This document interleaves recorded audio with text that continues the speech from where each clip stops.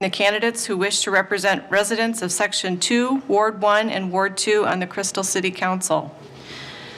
My name is Michelle Jane. I'm a member of the League of Women Voters, Crystal New Hope, East Plymouth chapter.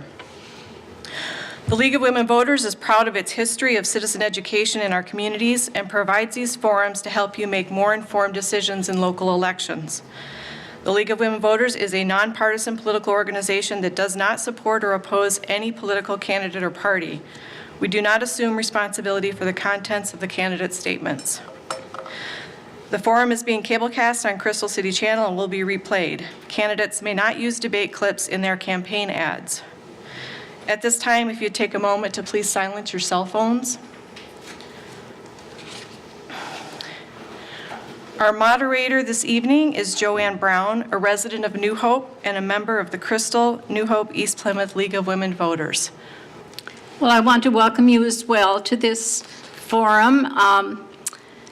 It's nice to see so many engaged citizens in the city of Crystal come to listen to the candidates who want to serve you. I myself am a repeat moderator, so I like to come here too. You have a wonderful city, and we look forward to a good forum tonight. Please join me in welcoming the candidates who are here tonight as they present their reasons for wanting to serve you on the Crystal City Council.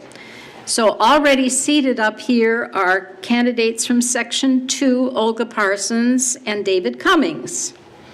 Also here this evening, you will hear from Teresa Kaiser and David Safran, and from Ward 2, Julia Hill and Brendon Banks. The forum for Section 2 candidates will take place until 7:25. Then we'll break. Candidates from Ward 1 will take their place from 7:30 to 7:55. And then Ward 2 candidates will come here from 8 to 8:25. And here's a brief description of the format we're going to follow tonight. Each candidate will have up to 2 minutes for an opening statement, and that's an opportunity for each of them to tell us about themselves and why they are running for a seat on the city council. Following that, you members of the audience may ask questions of individual or all candidates. Please write your questions on one of the cards provided for you and hand it to a league member, and just raise your hand with the card if you want someone to pick it up. Also, questions submitted online up to the day before the forum will also be included. All candidates may answer any question whether or not it was directed to that person. Candidates will take up to 1 minute to answer. At the end of the question period, each candidate will have up to 1 minute for a concluding statement. And this meeting is a forum for their thoughts. It is not a debate between two candidates. So please remember that.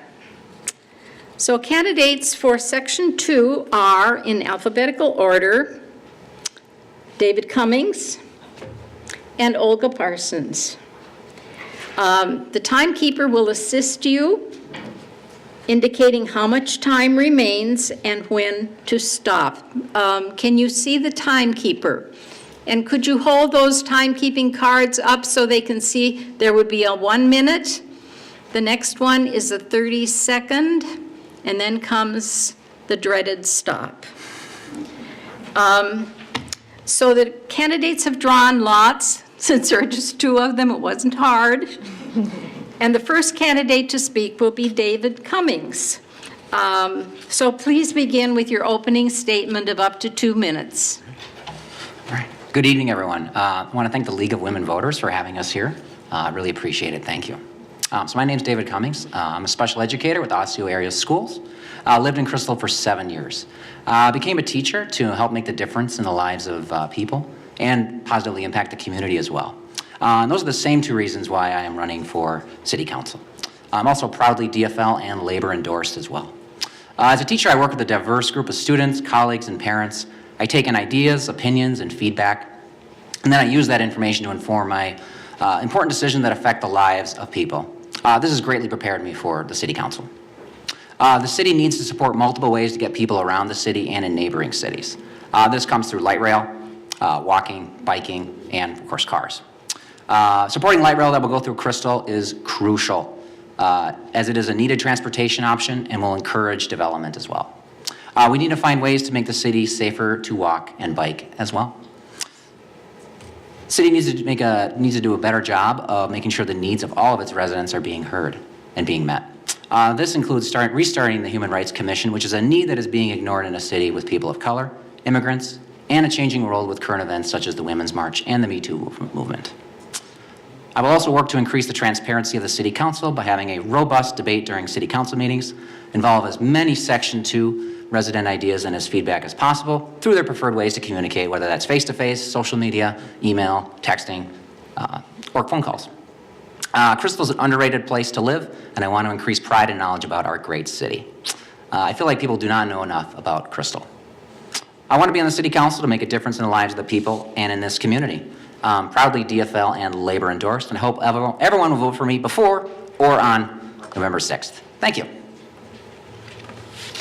Thank you very much, and now we'll hear from Olga Parsons. All right, my name is Olga Parsons, and I am the council member for Section 2. I would like to take this time, first of all, to thank you all for being here. Thank you for this opportunity. Thank you to the League of Women Voters and for your service to our community with this forum. My husband, John, and I, and our 3 kids have lived in the Forest neighborhood for 13 years. We love living in Crystal because of its small town atmosphere, the fact that we are close to everything in the Twin Cities, and also that we can stay in town to do our shopping and dining and our errands. It is truly a gem in the Twin Cities. This is a great community, and I am proud to call it home. I'm running for re-election because I would like to continue to represent you, the residents in Section 2. During my first term in office, Crystal has undergone many positive changes. We have increased government transparency, maintained a sensible and stable budget. We made long-term financial plans and invested in and improved our infrastructure. We've removed blight and beautified the city and cultivated a positive and respectful atmosphere at City Hall. If re-elected, I will continue this work into the future. My focus will be on responsible spending, more effective and efficient government, and strengthening our neighborhoods. I am committed to being a strong advocate for residents in Section 2, and am asking for your vote. You can learn more about my campaign and my time on the council on my website, olgaparsons.com, or you can call me at 612-217-2337. Thank you. Thank you. I just have to ask, being a resident of New Hope, the various sections and wards of Crystal are something that I always have to refresh myself on. But Section 2 is basically above 44th and 45th Avenues. 45th. So that's encompasses that part of Crystal. So these 2 candidates are wanting to represent that whole area.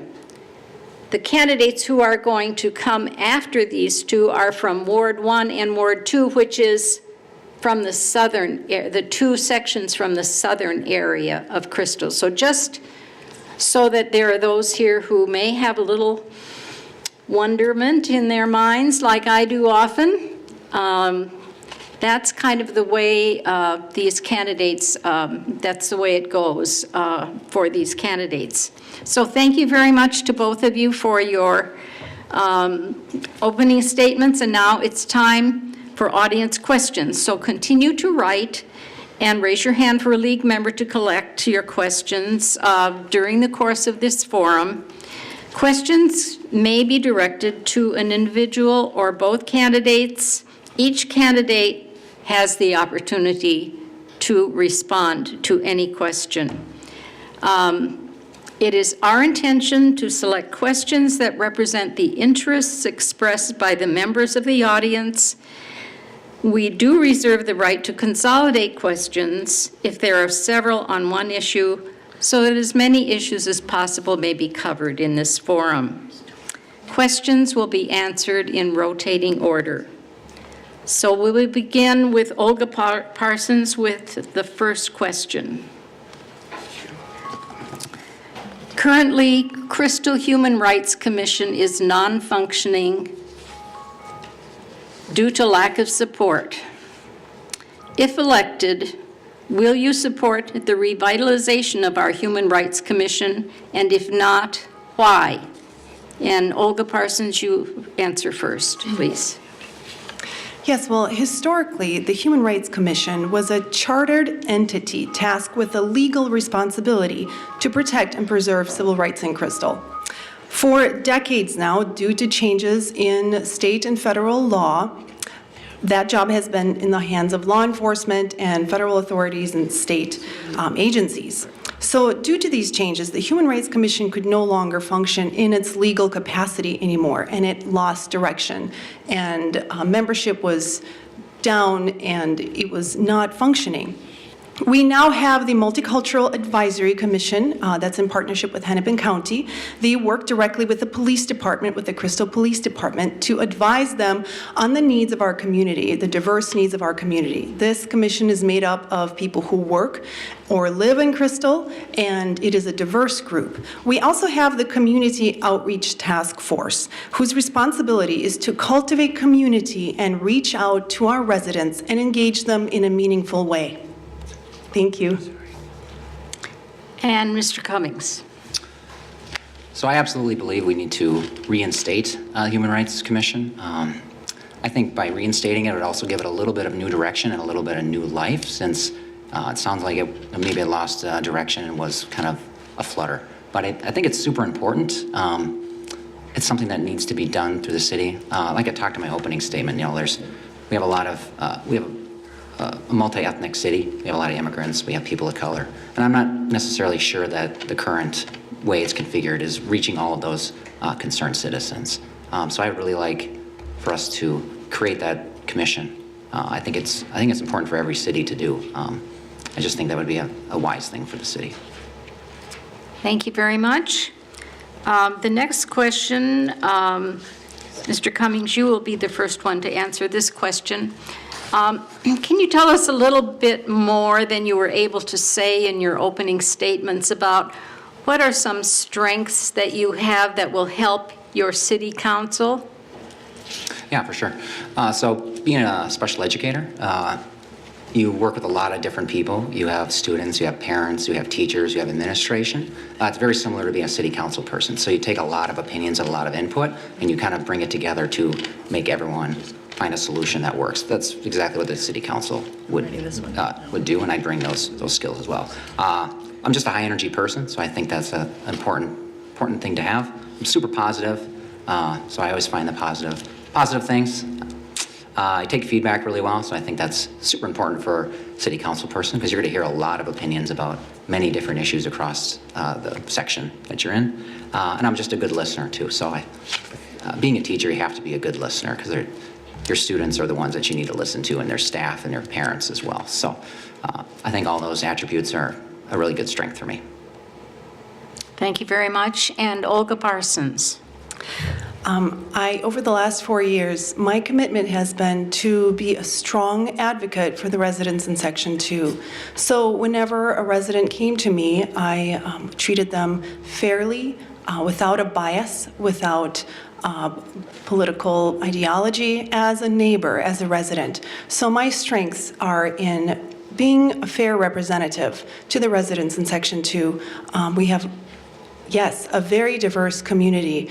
Crystal is unique in the Twin Cities, and I'm able to bridge different opinions, take all the information in and advice and input and people's comments, and bring that forward to the council and to city staff, and have a healthy conversation, and be a firm advocate for people who live in Crystal. Thank you very much, and you will have the first answer to the next question then.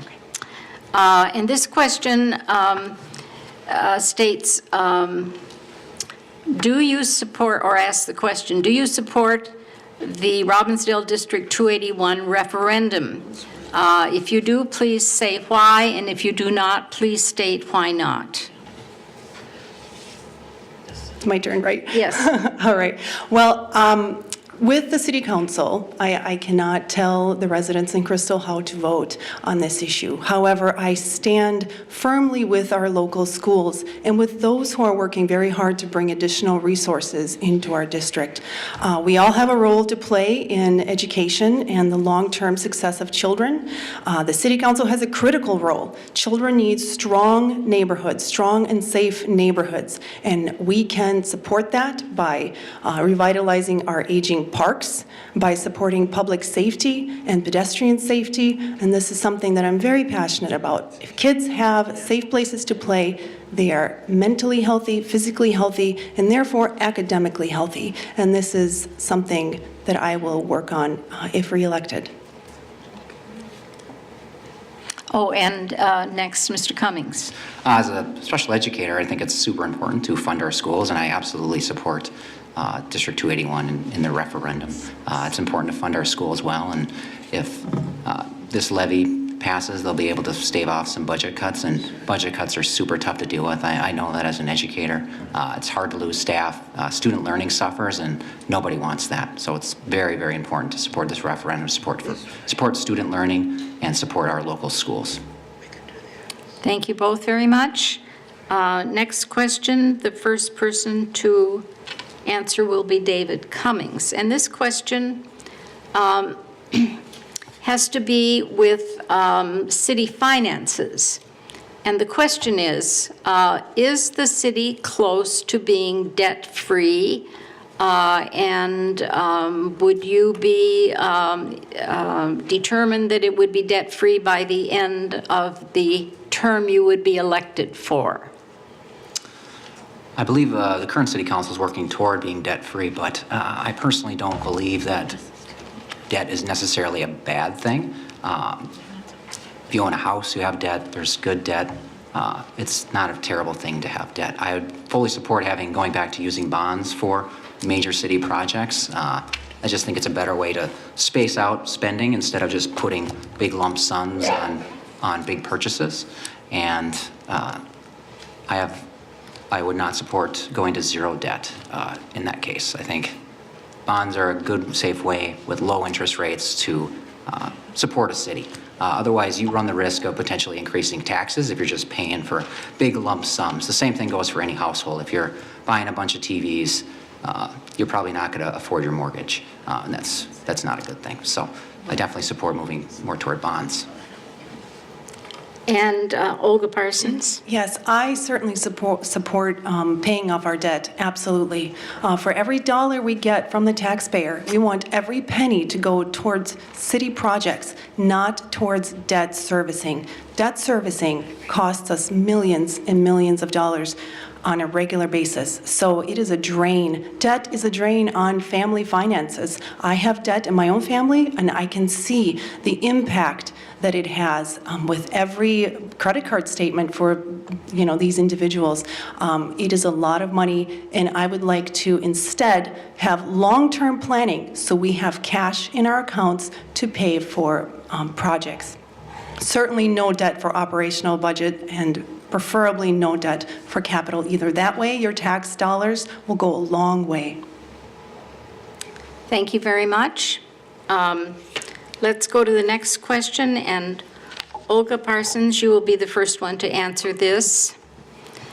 Not being a resident of Crystal, I'm simply going to read this question, and I hope you can inform me a little bit. Will you support compliance to existing liquor and tobacco ordinances? Yes, certainly.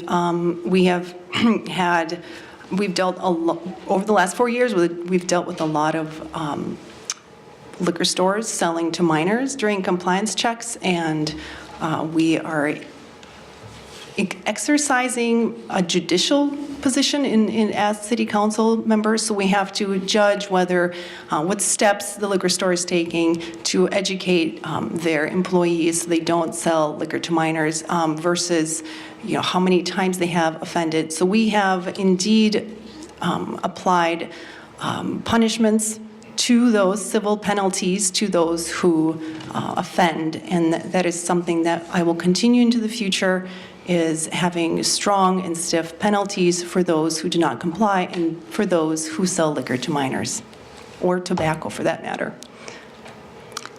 And David Cummings? Yeah, so I think I have no problem where the city council is right now with regards to alcohol and tobacco. I think they do an okay job related to that. I think it's important to have the businesses come to the city council and talk to them and see, what's going on. Do they have trainings? Do they have ways to prevent it from happening again? And kind of go a case by case based on that particular business to see what they're doing and see what fines or suspensions might need to take place for that. But I think it's important to keep working with those businesses and make sure that it's not like a reoccurring trend, and have stiffer penalties if necessary. Thank you very much. Here's a thoughtful question coming up. I'm inclined to offer you 2 minutes to answer this one. I think you might need it. First of all, we will begin with David Cummings, and that is, where do you see more development or redevelopment in Crystal, since Crystal is a fully developed city? So I definitely like what I've seen with Crystal, where they've taken certain parcels of land and been able to redevelop that. I'm not sure how much the land is left to develop in that regard, but I would continue to support doing that. I'm a little bit leery of one idea that comes to mind is having rebuilds on certain house properties. I'm a little bit leery of that, unfortunately, where that changes the character of neighborhoods. So maybe that's not the best way to go about it. Looking at like condos or apartments in certain areas, I think that's something that could be definitely looked at, and definitely like mixed use buildings as well. That's super important to a vibrant city, to have like a business or like a like a gym or something, but first level, and then have apartments or condos above that. Having that mixed use is super important, and finding certain areas to do that I think would be really great for the city of Crystal, and that would increase your tax base and bring have a chance to bring new and exciting businesses, which I think would be a really great boon for the city of Crystal. Thank you very much. And Olga Parsons. The Economic Development Authority is the governing body that looks over some of the development that takes place in Crystal, along with our Planning Commission. Crystal is indeed fully developed, so we don't have space to build new things. However, Crystal real estate is very hot right now, so we have excellent real estate market. We also we have been seeing diversification in our shopping district, so it's not all just retail. Our shopping district is very stable and healthy with lots of different uses. The EDA has been working to improve certain areas, such as we have some blighted areas, for example, along Bass Lake Road, where the proposed light rail station is. We have worked to remove that blight, to revitalize the public realm, so that our streets are beautiful, and the private market then is encouraged and stimulated to make their own improvements and invest in their own storefronts and make our malls beautiful and our streetscapes pleasant to be in. So we're also focusing on revitalizing our parks. I believe that will make our city even more attractive, and this is an important element. So all these things taken together will create for a healthy financial development environment in Crystal. And that's that. Well, that clock is just running a lot faster than we thought it would run. And so now it's time, and there are more questions up here, but it is time for our candidates to be able to give a closing statement. And we'll begin in reverse order from the opening statements. These closing statements will be up to 1 minute in length, and we'll begin with Olga Parsons. Thank you. My name is Olga Parsons, and I would like to continue to represent you, the residents in Section 2. Crystal is experiencing great momentum for good, and I would like to keep this work going for the next 4 years. My focus will be on keeping our budget sensible, increasing government transparency and efficiency even more, strengthening our neighborhoods, investing in our parks. You can learn more about my campaign on my website, olgaparsons.com, and you can also call me, 612-217-2337. Thank you so much for your time. Thank you both very much. You've heard from the candidates for Section 2. Oh, my goodness, did I miss you? I'm all sorry. good. You know what? I've got all these little checkoffs here, and I just forgot. I raced ahead. David, go ahead. All right. So once again, I'd like to thank the League of Women Voters for hosting this fantastic forum. It's a super way for people to get involved in their community, which is, it's great to see everyone here tonight as well. So I'm running for City Council, the same reasons that I became a special educator, to make a difference in the lives of people and make a difference in our community. If elected, I will work to increase the transparency of the City Council, involve as many constituent ideas as possible, improve the city's walkability and parks, ensure that taxes are stable with common sense spending, and support the light rail expansion through Crystal. I will support reestablishing a Human Rights Commission, find ways to increase community engagements and get citizens out of their houses and into the community. I will be an advocate for citizens of Crystal. You can find more information about me at davidforcrystal.com. I'm proudly DFL and labor endorsed as well, and I hope to have your vote November 6th. Thank you. And thank you to both candidates, Olga Parsons and David Cummings, candidates for Section 2 in Crystal. There will be a brief break while the candidates from Ward 1 take their place.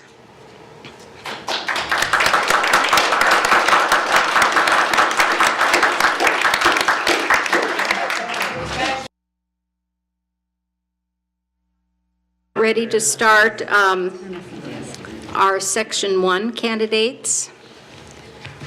Thanks very much to the candidates, Teresa Kaiser and David Safran, who are seated up here at the table. Those of you who have a sharp eye for language or spelling will notice that we missed an H in Teresa's name, but it's still pronounced the same. So she's okay with that. So the same rules apply. The timekeeper will assist you by indicating how much time remains. And when you need to stop, you have 1 minute, up to 1 minute, up to 2 minutes for your opening statement. And if you can see where the timekeeper is, would you hold those cards up so they can see what they are? There'd be a 1 minute, a 30-second, and a stop. Do you see those clearly? I do. Good.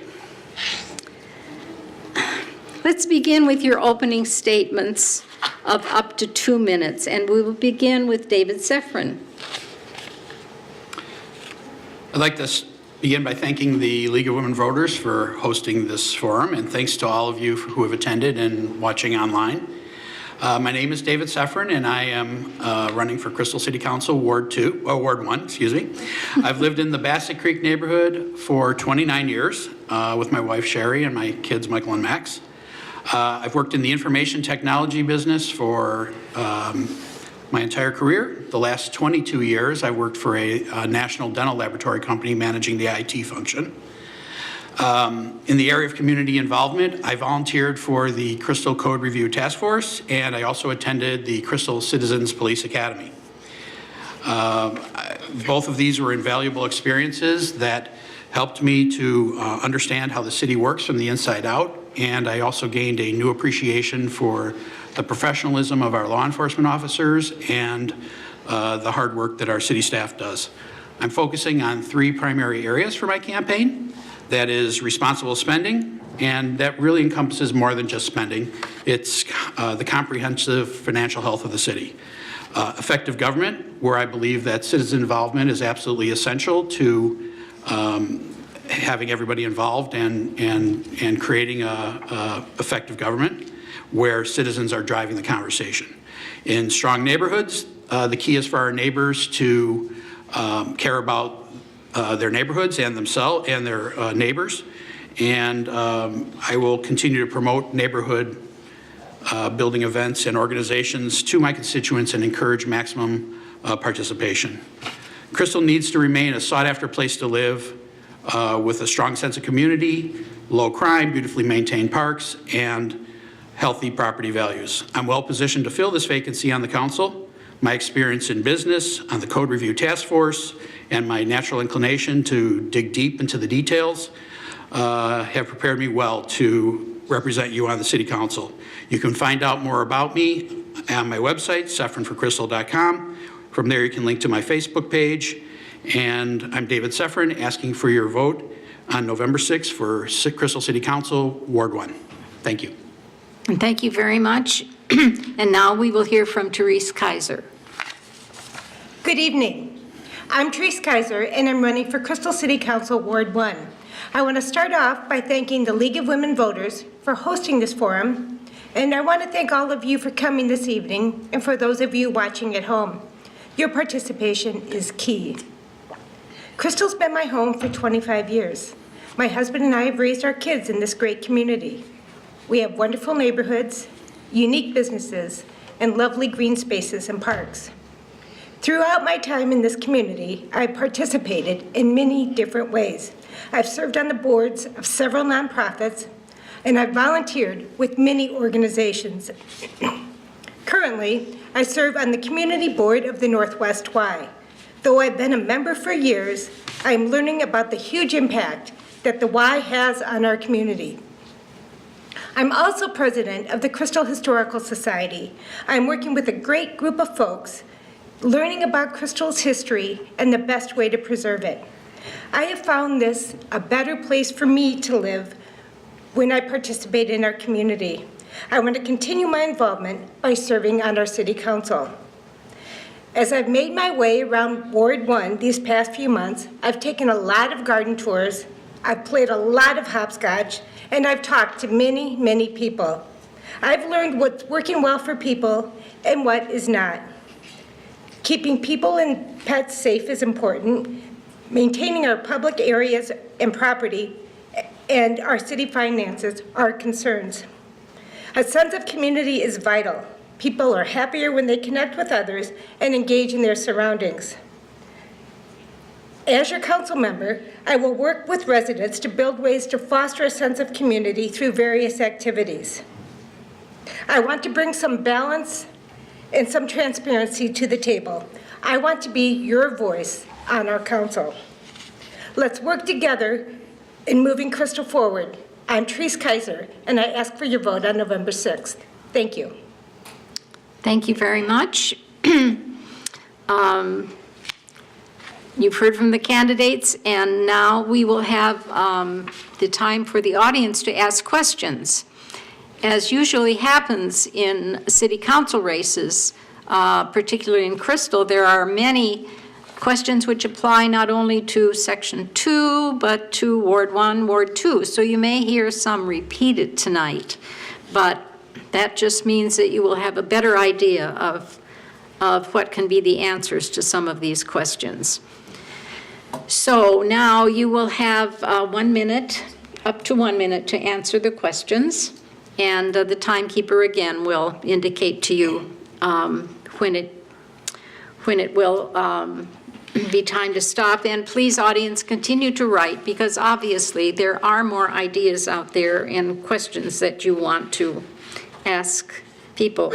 The questions will be answered in rotating order, and the first one to answer will be Teresa Kaiser. So here's one that wasn't asked before. This has to do with light rail. Are there things that the city could be doing that they aren't because of previous lack of support for light rail? That's a good question. My understanding of the Blue Line extension is it is 90% through the design phase, and they're waiting for negotiations with Burlington Northern for the existing property. I think there's 7 miles of the track. Otherwise, it's 90% in place as far as the financing and the hoops that need to be jumped through. There's big incentive at the end of the line because Target owns a great deal of property up there near their campus in Brooklyn Park, and there's momentum coming from Met Council. I think the Blue Line extension going through Crystal, it will be a wonderful, wonderful thing for our community. And thank you. Same question for you, Mr. Safran. Thank you.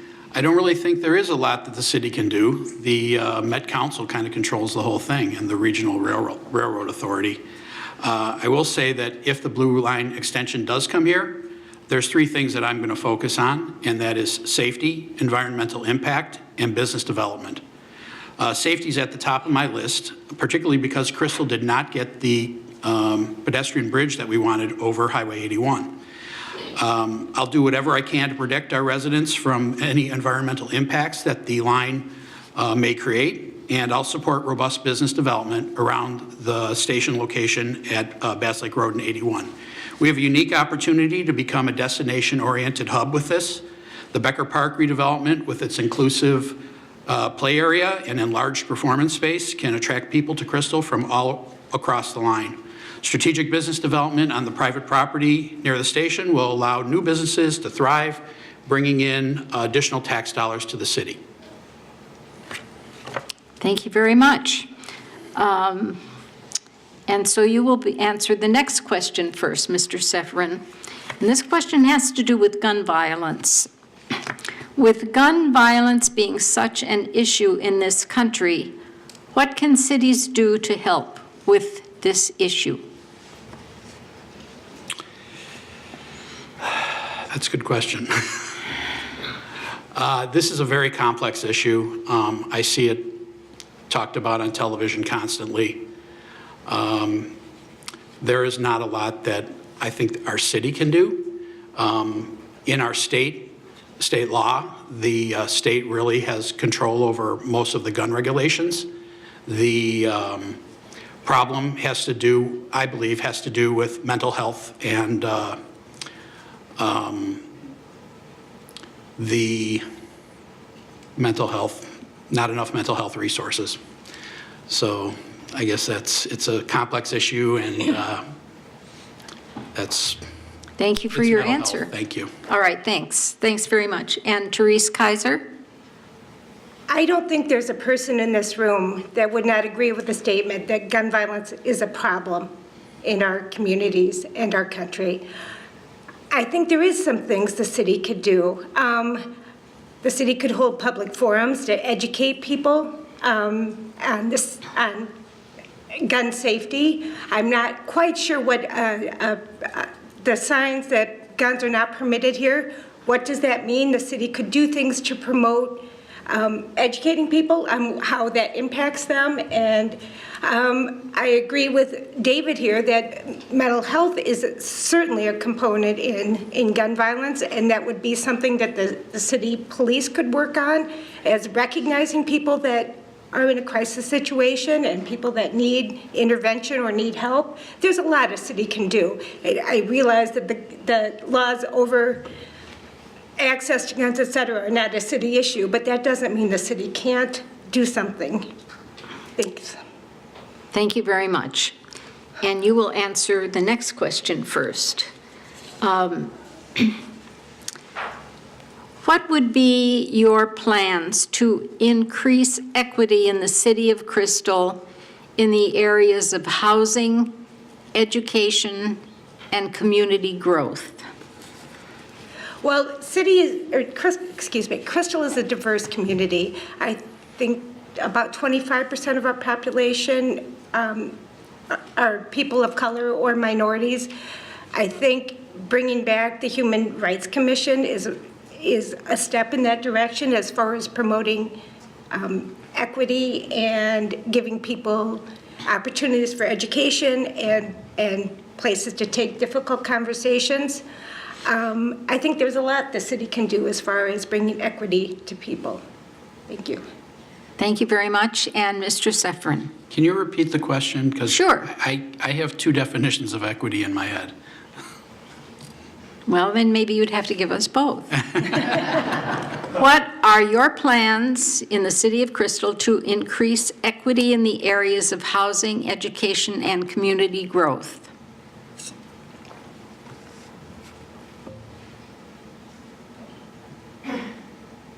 I don't have a good answer for that. I'm sorry. When I think of equity, I think of two things. In terms of development and building equity in terms of business and tax, business development, but there's also human equity. And I know that these are important issues for many Crystal residents. We are a diverse community. We have the new Multicultural Advisory Commission that the PD is working with. And their mission is, it's staffed with volunteers of many cultures from around Crystal. And their mission is to help the Crystal PD on how to better serve, communicate, and understand the many cultures that live, work, and play in Crystal. So I think that we have that resource working in our favor, and thank you. Well, I think that was pretty good for not knowing what you were going. It just I'm a took- business guy, so I think equity, Yeah, I know, I can understand that. And so you will be the first one to answer the next question. We're going to Okay. pick on you a little bit. Where do you see more development or redevelopment in Crystal, since Crystal is known as a fully developed city? Well, we are a fully developed city, and one opportunity that I already mentioned is the area around the Bass Lake Road 81 and the light rail station, which it looks like the timing for that has been pushed out another couple of years.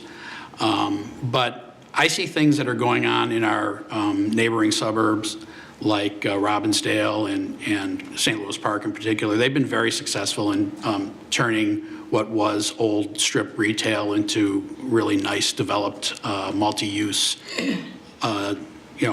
ground floor retail, condos and stuff upstairs. I would love to have a Wicked Wart type brewery here. That is for sure. And if that was located over by the LRT station and people would be able to do a little microbrewery tour from Robbinsdale over to New Hope, and I'm sorry, from Robbinsdale into Crystal or maybe down into the city, that'd be fantastic. And coupling that with restaurants and other types of entertainment or dining venues, that's what I would like to see in that area by the light rail station. You're going to have to forgive me for this. Are you telling me that you like beer? Beer's okay. I mean, especially in, the All right, the we must go microbrews. on. I'm sorry for that. I couldn't help it. Microbrews, they're just. Teresa Kaiser. When I look around Crystal, I see a lot of empty storefronts, and I think that's a great place to start, is redeveloping and repurposing things. I agree with David that the area around the Crystal Station up near Becker Park will be a great opportunity as far as making Crystal a destination of its own. I've seen some exciting things happen in similar communities like Robbinsdale, like Hopkins, in preparation of the light rail extension coming through those cities.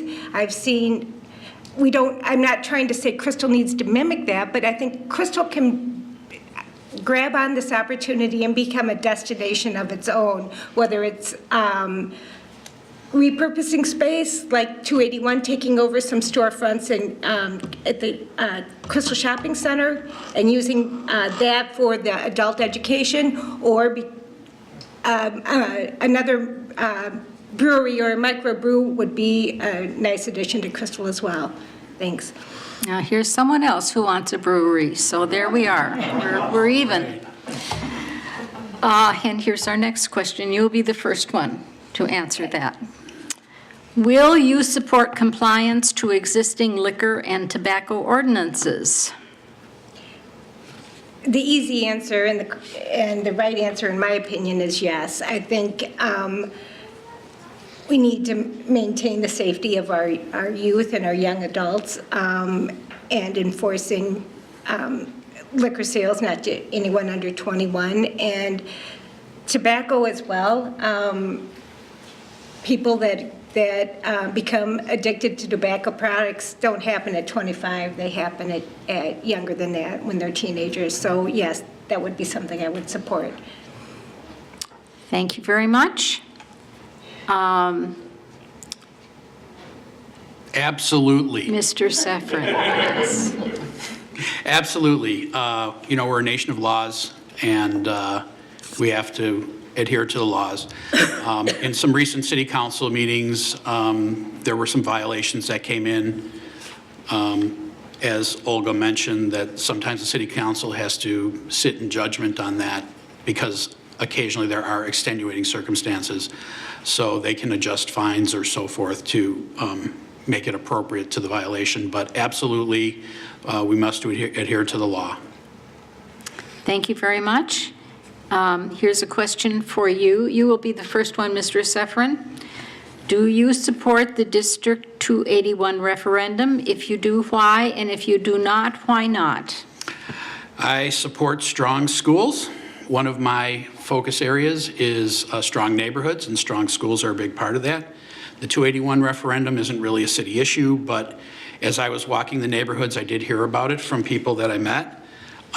Both sides of the issue. Seniors, they're on fixed income. They can't always afford these increases in taxes. Yet parents with kids, they just want what's best for their kids. So when I voted for it. I felt that it wasn't that much of an increase for me personally.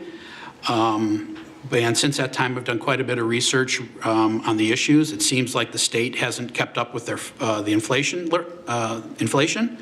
and the district has had budget cuts 2 years in a row, and our kids are left holding the bag. So I don't think our kids should have to suffer if the state made poor funding choices or if the district made poor spending choices.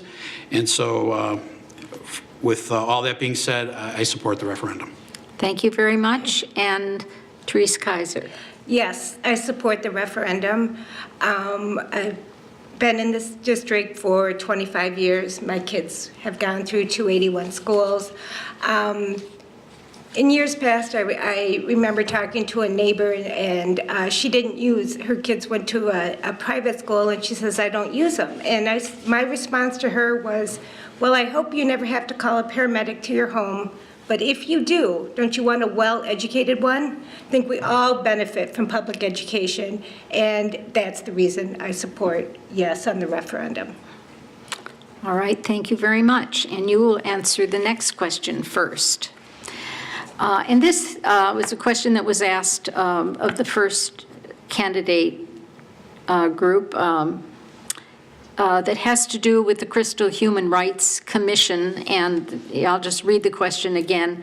It's non-functioning due to lack of support, and if elected, would you support revitalization of the Human Rights Commission, and if not, why?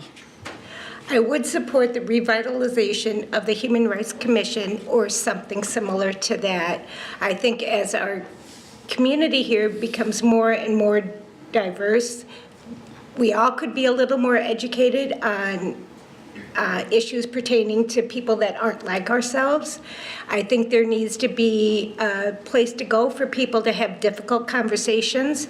My understanding is that the Outreach Task Force was to replace the Human Rights Commission, and I don't see it, I think they're two very different bodies with different functions, so I would support the reestablishment of the Human Rights Commission or something similar there too. And thank you very much. Mr. Safran. Well, it's my understanding that the Human Rights Commission was originally formed to take fair housing and equal treatment complaints. These are still important issues in Crystal. However, the county and the state have divisions to handle this.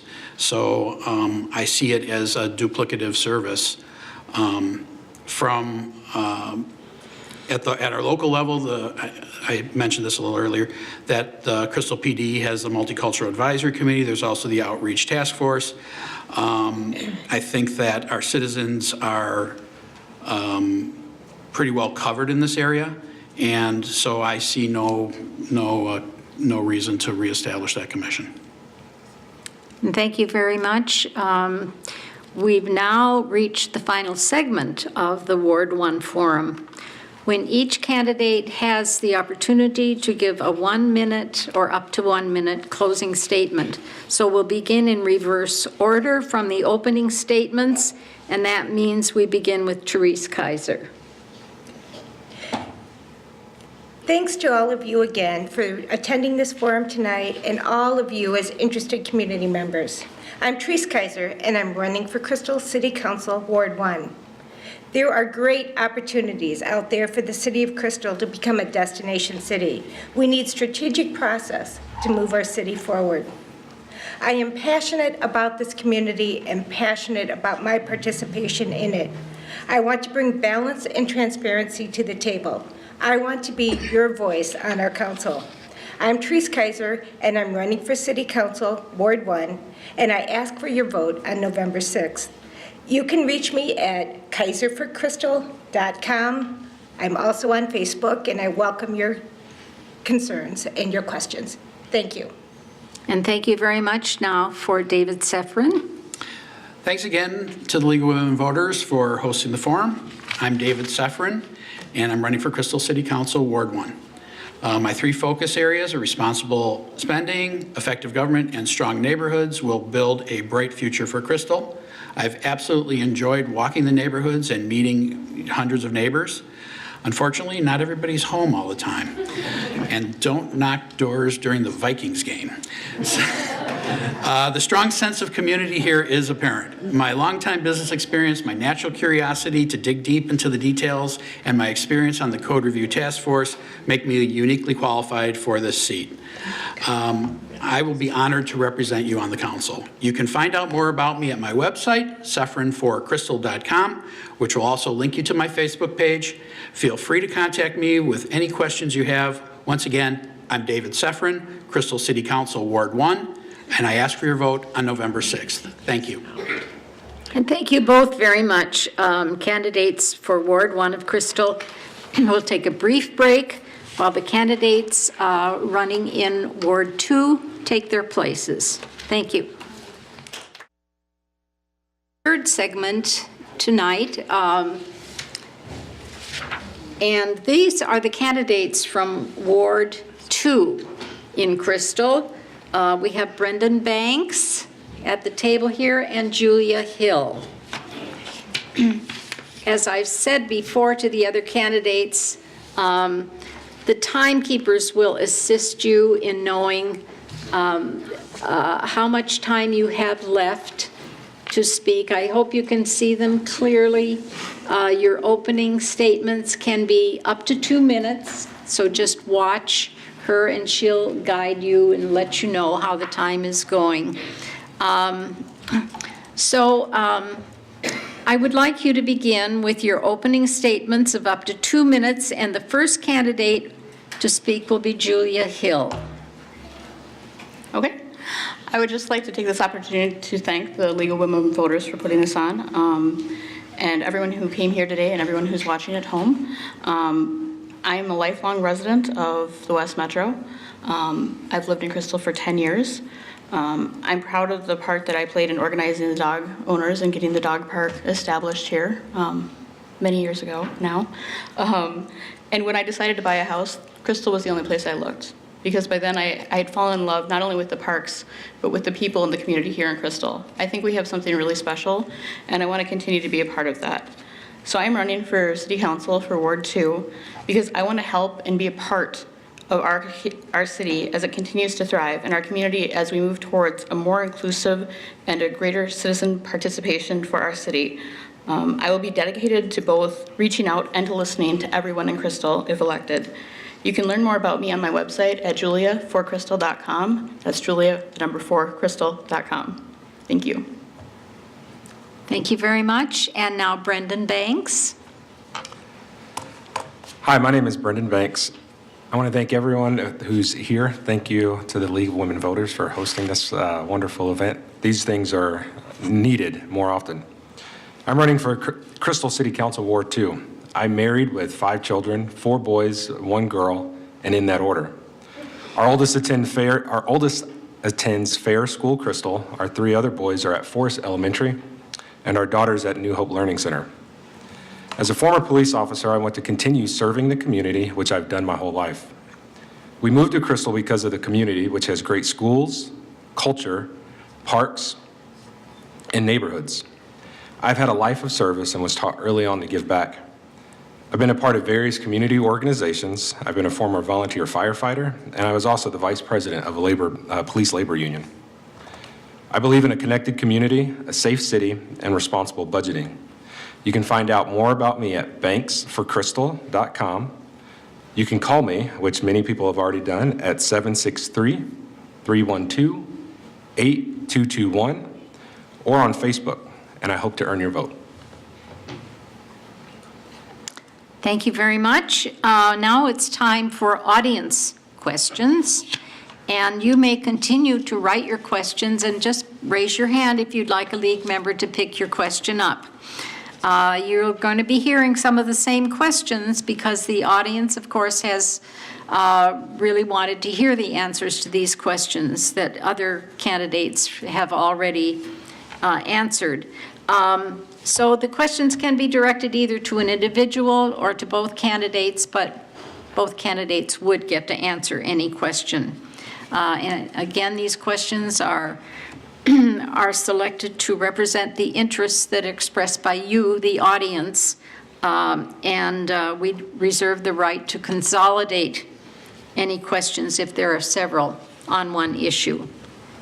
The questions will be answered in rotating order, and the first one to answer will be Brendon Banks. So I'm going to give you a little more time, both of you, to tell you about your vision for the city of Crystal. Okay, well, my vision for Crystal, obviously with my 3 primary points, I think that everybody wants to live in a safe city. That is imperative. Responsible budgeting, not only because it affects what we do today, but because it affects the future. It affects our kids and our children's children. So the decisions that are made today have long-lasting effects.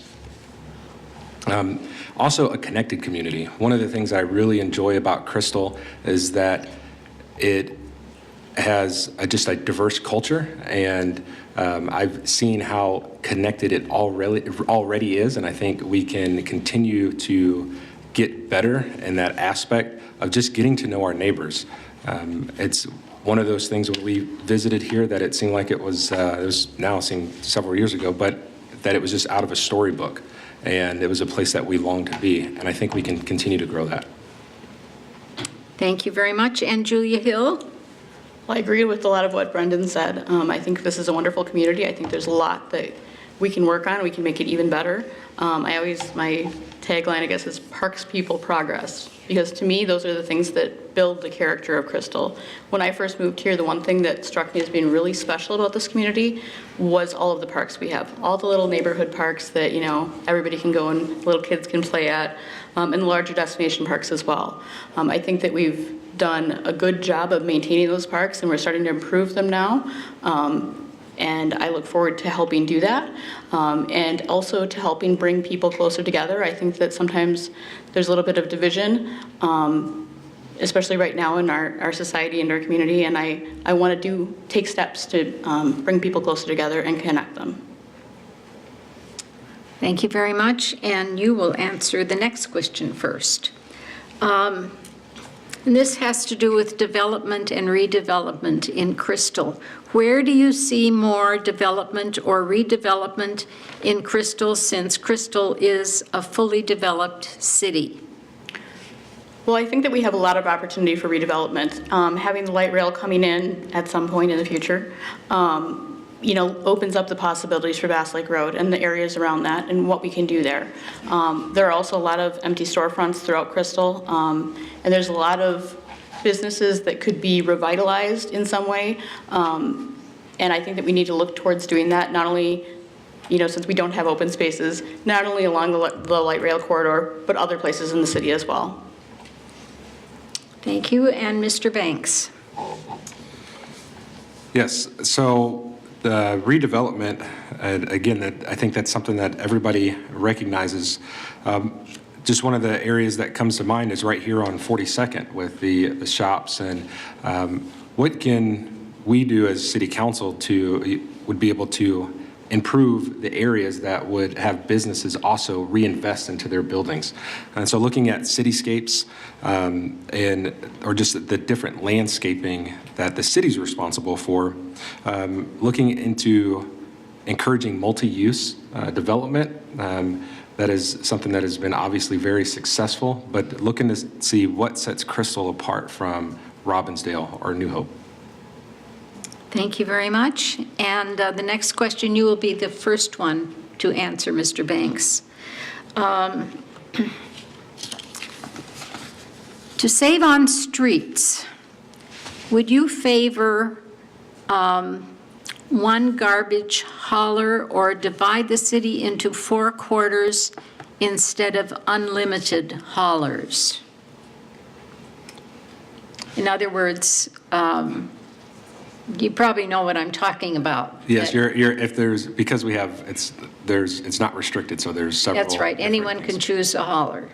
I think that's I would say, slightly difficult question. I think that the open market has competition.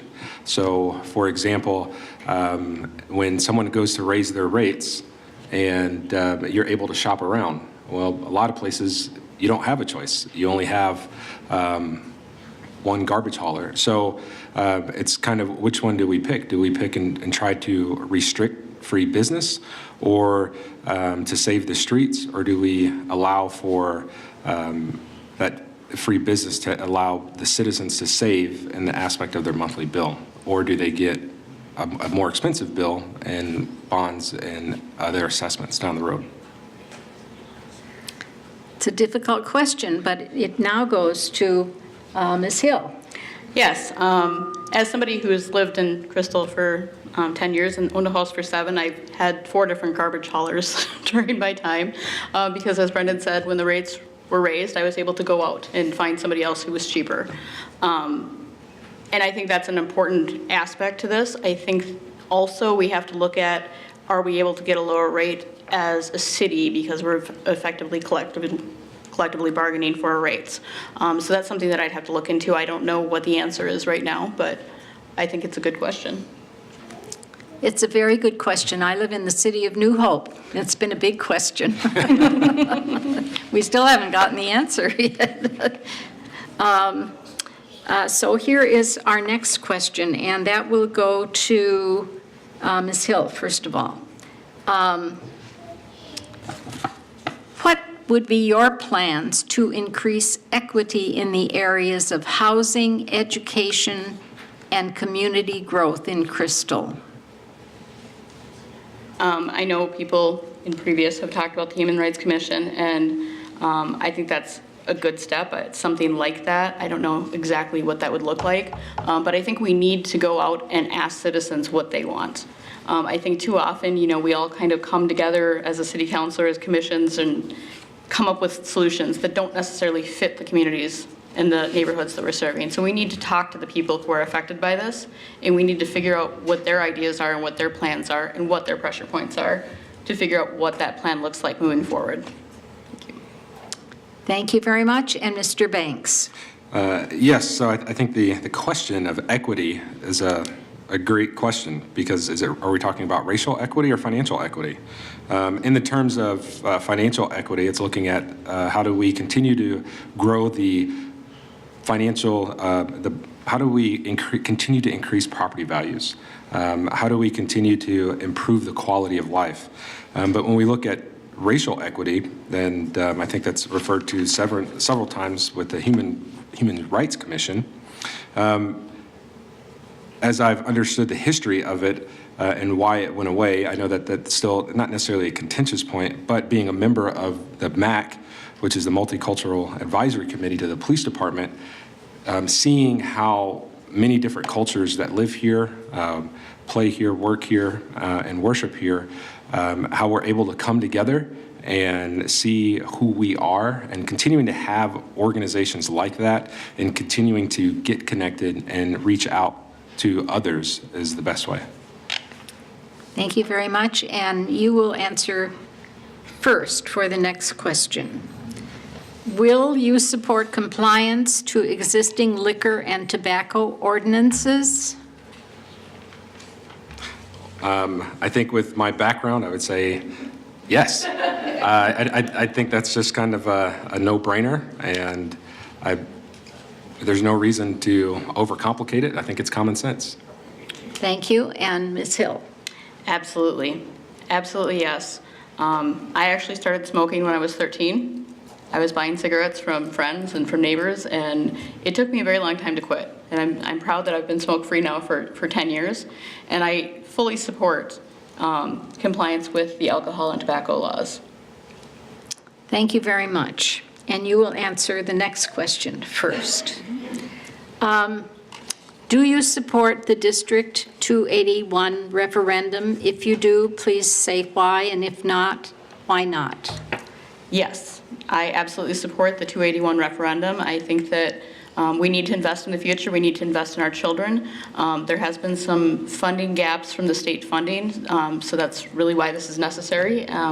So we need to support our schools and support our children. Thank you very much. And Mr. Banks. Yes. Well, as a candidate for city council, I don't think city council has a say in anything in it, but as a father of 5 who are all in 281 schools, I overwhelmingly support it. I think that we must continue to provide first-class education, not just for my children, but for the community at large. Thank you very much. And we'll move on to the next question. And Mr. Banks, you will be the first one to tackle this one.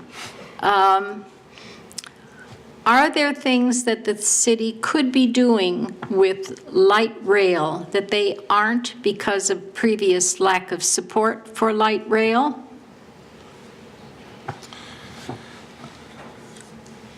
So for light rail, I think it's now at this point, it's coming or it's not. But what can the city do is continue to the areas that have already been identified as where, if it does come, where it's going to be, that we continue to make that a place that businesses want to invest in, that is a place for other people to come, and that this would be a destination location. Thank you very much. And Ms. Hill. Yes, I think that what we could be doing, I don't know what we're doing right now, honestly, but I think that looking at other cities and what they have done is they set up committees, even before the light rail, 5-10 years before, and they start looking at what they're going to do. They start planning for what they do, what kind of businesses they want, and then they start reaching out to those businesses and creating partnerships before the light rail even occurs, so that when the light rail is built, we already have those relationships in place, and we have businesses ready to step in. Thanks again. And you will answer the next question first.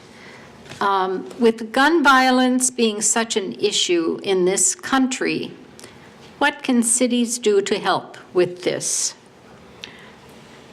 This is a hard question. I think that we are hopefully already enforcing the laws that are in place, and educating the public is, I guess, the next step. Making sure that we have gun safety classes or something of that manner. That's all I can think of. I mean, really, the city, I don't know what more the city is able to do legally, I guess. Thank you. And Mr. Banks. Yes. Again, I think we all would agree that gun violence in certain communities and different places have different various effects. But the city council itself if there's a way to be proactive, it would only be through supporting education efforts to the community at large and supporting the police department with whatever resources that they may need, especially in the form of mental health. That would be the number one issue that the police department would say that they have to deal with is people with mental illness or mental health related calls as they've continued to increase. And so making sure that our police department has the relative resources that they need to respond accordingly. Thank you, and you will be the first one to answer the next question.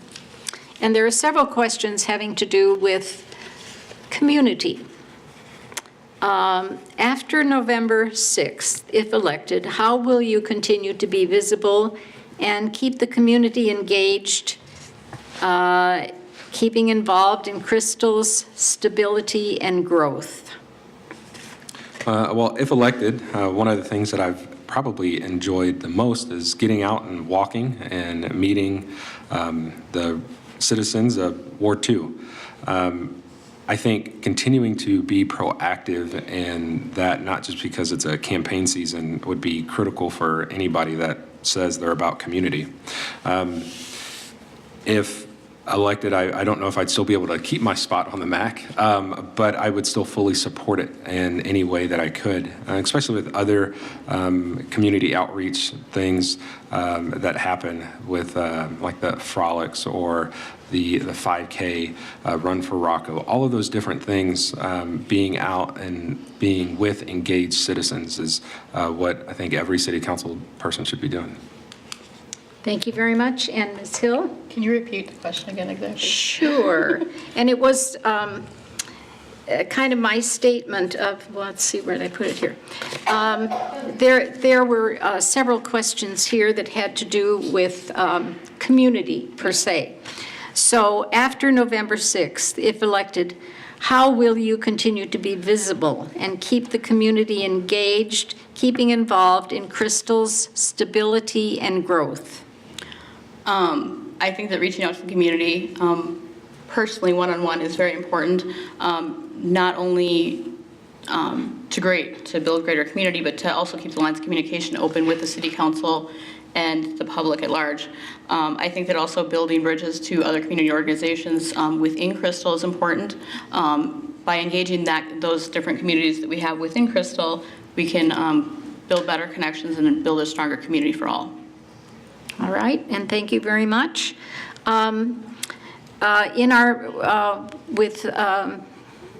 With Section 2 questioning, there were a number of questions having to do with a city becoming debt-free, a city bonding for projects.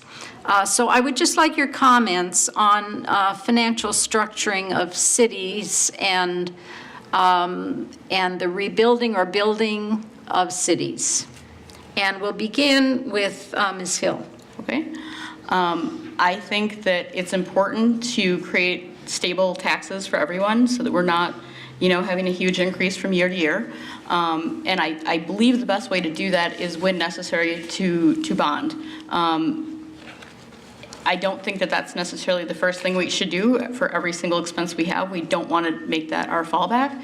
But I think that with larger projects, it is something that is necessary just to decrease the impact financially overall for large projects like that. And Mr. Banks. Yes. So I think, one, it's important that we have long-term planning. I don't think carrying a large debt overhead is important. I think getting that down low in case an event of something where you need to be able to spend something breaks, something unexpected happens. This also is going to keep the assessments low, which is non-voluntary debt. That's debt that we would have to throw onto the citizens. But just as we maintain our household budgets, the city council must do the same. While I'm not completely opposed to bonds, again, debt levels must be looked at. You cannot have your operating budget on borrowed money. And so looking at what our tax base is primary residential. The best way to to deal with that is making sure property values increase, but then looking at how can we get commercial or commercial tax base to go up. Thank you very much. And here is our last question. Do you believe that the Crystal Police treat everyone fairly and with respect? And Mr. Banks, you'll be the first one to answer that. All right. In my personal experience, I would say yes. I have, by being, and maybe it's a little biased because I'm a part of the MAC, but I like to ask questions. I actually happened to get to do a ride-along the other day, and seeing how officers interact with the community, I was pleasantly surprised. But I think there's still things that we can do more to create a more welcoming environment for police and citizen contacts. And again, I think that's just a unique experience that I get to bring to the table if elected. Thank you. And Ms. Hill. From personal experience, I've always been treated fairly, but I don't think that's what the question's about. I don't know, honestly. I look at the numbers, I look at the statistics, and I don't know. It seems like overall within the larger scope, not just in Crystal, but the community, there is a disparity in the way that different people are treated by police officers. Whether or not that carries into Crystal, I don't know. I haven't looked into it that closely, I guess. But I think it's an important issue to address. I think that we need to make sure that we support our police and at the same time acknowledge that they are human and therefore fallible. And at some point, they might make an errant judgment, they might make a mistake, they might let their implicit bias leak through in their discretionary decision-making process. And I think that's important to acknowledge and understand, but more so just to acknowledge that they are human and that they are officers and they are here to serve our community. Thank you very much. Now we've reached the final segment of this forum. Each candidate has up to 1 minute to give a closing statement. And we'll begin in reverse order from our opening statements, and that means we begin with Mr. Banks. Well, thank you again to the League of Women Voters for hosting this forum, and to, again, everybody that took the time to watch this online. My name is Brendon Banks, and I'm running for Ward 2, Crystal City Council. The thing that I've learned the most during this campaign is that the citizens of Ward 2 are very active, they're involved, and they're concerned. And I greatly appreciate that. I believe in a connected community, a safe city, and responsible budgeting. You can find out more about me at banksforcrystal.com, on Facebook, or feel free to give me a call at 763-312-8221. Thank you very much, and Ms. Hill. My name is Julia Hill again. I want to thank the League of Women Voters, everyone who came here and submitted questions, and everyone at home who asked questions as well. I'm running for City Council because I want to help this community become better. I feel a part of this community for several years now, and I want to make sure that it keeps going in the right direction. Thank you very much. We want to thank the 6 candidates who are here tonight and all the audience members who came and took part in this forum tonight, either by stating their position as to why they wanted to serve on the council, or by the people in the audience asking questions that they really wanted to hear answered by these candidates to help them make their decision. So I think we should give these candidates a big hand tonight.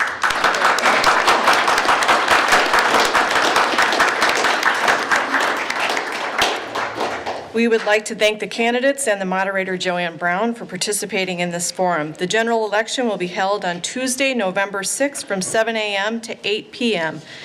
If you are not a registered voter, you may register at the polls if you have been a resident of the state for at least 20 days before the election, have a valid Minnesota driver's license, learner's permit, or Minnesota identification card, or receipt for any of these showing the correct address in the precinct. You may also register accompanied by a registered voter in the precinct who will take an oath along with the election judge that you qualify to vote in that precinct. Any voter may vote early by using an absentee ballot instead of voting in person at the polling place on Election Day. You can vote absentee by mail, in person at your Crystal City office, or by having a person you know pick up and deliver your ballot for you. Go to the Secretary of State's voter website, mnvotes.org, for more information. For specific questions about voting absentee, please call the City Clerk of Crystal. If a member of this audience or our cable TV audience feels an issue has not been adequately addressed, the League of Women Voters urges you to contact the candidates directly. Campaign literature has been provided by the candidates on the table in the hallway outside the room. The League of Women Voters encourages informed and active participation in government, works to increase understanding of major public policy issues, and influences public policy through education and advocacy. Membership is open to anyone 16 years or older. If you're interested in the League of Women Voters, you can visit www.lwvmn.org. We do have information out in the hallway, so you don't have to memorize that address. We would encourage you to become a member as we provide a service to the community and to join us in the nonpartisan study of local, state, and national issues. So please pick up some of the League's literature on the table as you go. And coincidentally, I am the membership chair for this chapter, so I would be happy to talk to anybody about joining our league. Thank you and have a good evening.